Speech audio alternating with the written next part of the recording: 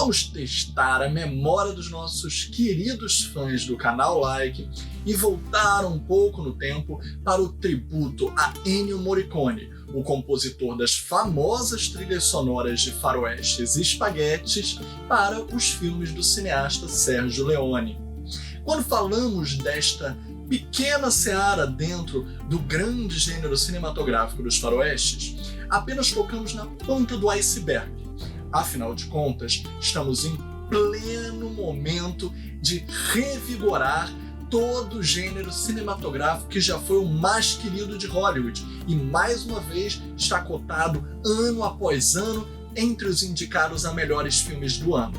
Não à toa, o Oscar 2022 tem como grande favorito Ataque dos Cães, de Jane Campion, que vai também renovando essa estética ao trabalhar novas identidades.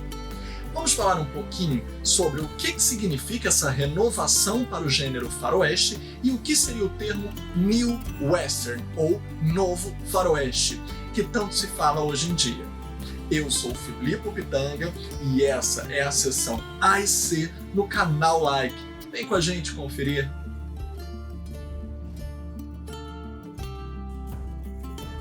Hoje estamos falando dos novos faroestes contemporâneos, que renovam uma estética bastante clássica dentre as grandes obras-primas do cinema.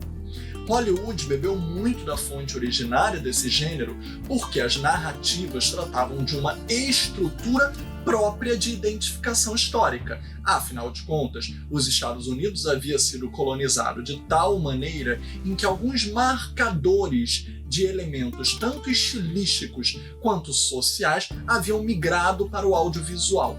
Alguns dos maiores clássicos já abordavam desde a jornada clássica do herói ao bandido num certo momento ainda maniqueísta do cinema, em que as duas polaridades eram bem nítidas e esse contraponto, geralmente triangulado pela mocinha a ser salva ou por um território a ser desbravado, ainda carregava alguns estigmas.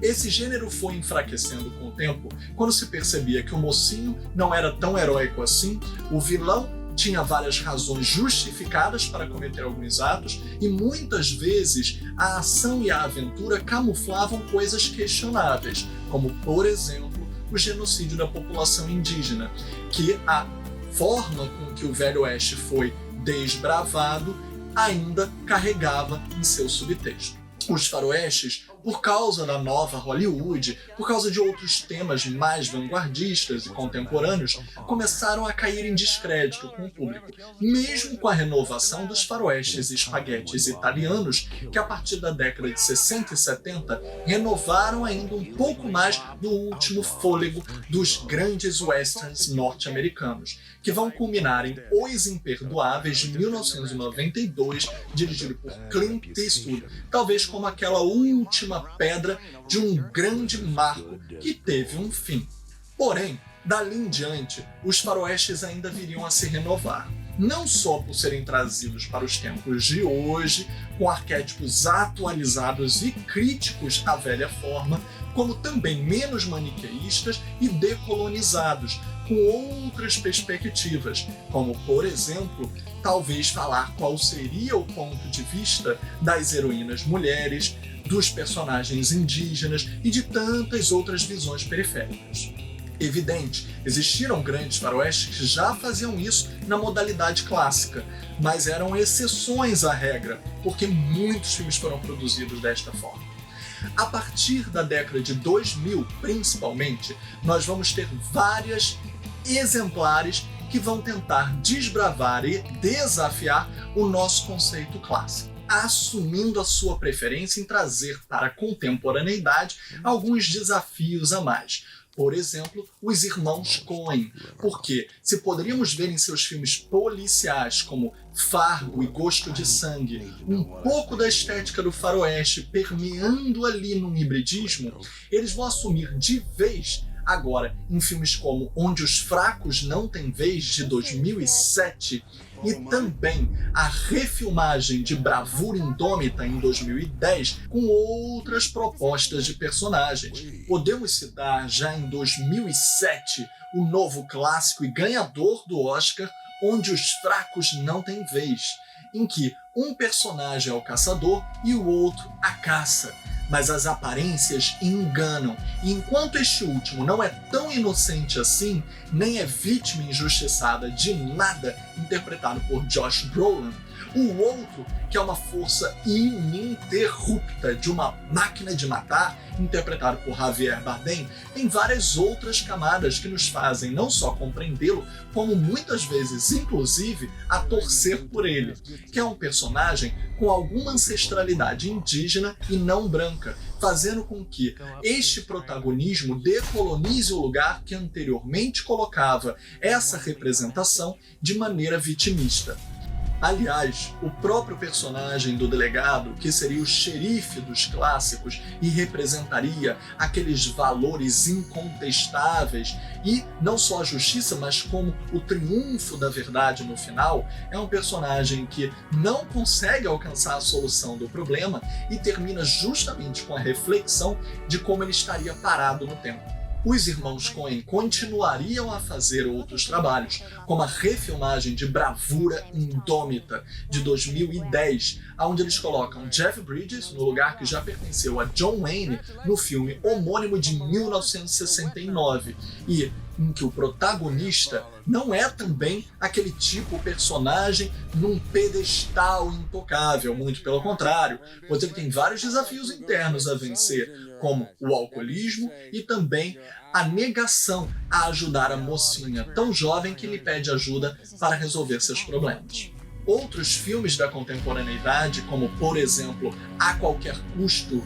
que em 2016 foi dirigido por David Mackenzie, traz o mito do Robin Hood e de roubar dos ricos para dar para os pobres num estilo contemporâneo de faroeste no meio do deserto, e que esses personagens, na verdade, estariam tentando desconstruir o que antigamente eram os fora da lei, tão perseguidos nos originais. O roteirista desse filme, Taylor Sheridan, também é outro especialista em trazer para a atualidade os filmes de faroeste. Seja com Sicário, que é um filme policial com muitas referências do western, dirigido naquele período por Denis Villeneuve, além de outro filme que o próprio Taylor Sheridan dirige, chamado Terra Selvagem. Vamos também lembrar que isso permeia outros gêneros cinematográficos de sucesso contemporâneo, como as adaptações de quadrinhos, vide Logan, o personagem querido